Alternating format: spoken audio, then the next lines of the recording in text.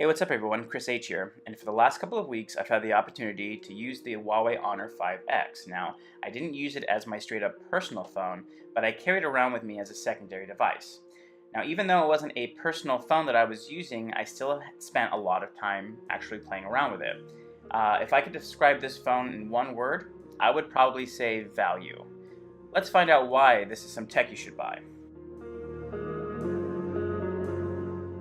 Let me start off by saying that Huawei did a really nice job on the exterior of the phone. The 5.5-inch IPS LCD display is really nice, though a bit hard to see in direct sunlight, and the back of the phone is very reminiscent of my favorite Android phone so far, the Nexus 6P with the fingerprint scanner on the back. The phone never felt too slippery and was overall pretty comfortable to hold in the hand. My only gripe with the exterior hardware of this phone is that the back of it seems to be pretty sensitive to dents. Like I said before, I didn't use this phone as my main device and I kept it in a pocket free of keys, yet I still somehow managed to dent the back of the device, which is very weird. In regards to the user interface, I'm not a big fan of manufacturers putting skins on their phones. You know how Samsung has their TouchWiz user interface, HTC has their Sense UI, and LG has their UX interface. To me, I really do like a clean stock Android experience. And with the Honor 5X, you get something called EMUI, which to me is actually very reminiscent of iOS.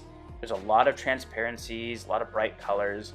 Now, it doesn't look bad to me, but it just looks a little out of place. It's hard to explain. Maybe it's UI, maybe it's the phone, but at times there's some noticeable lag when opening apps or just navigating throughout the home screens.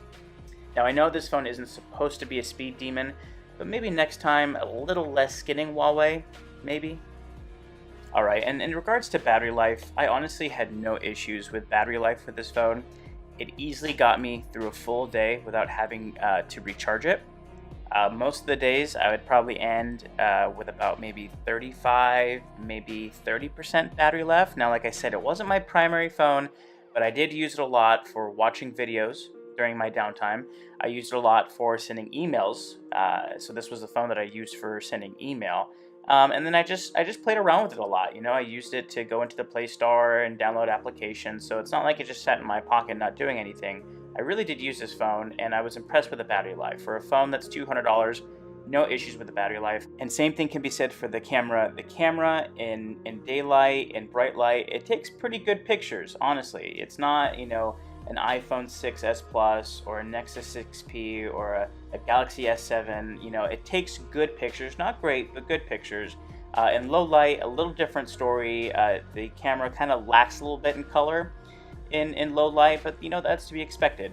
The phone's $199, but overall, in good light, you're going to take pretty good pictures.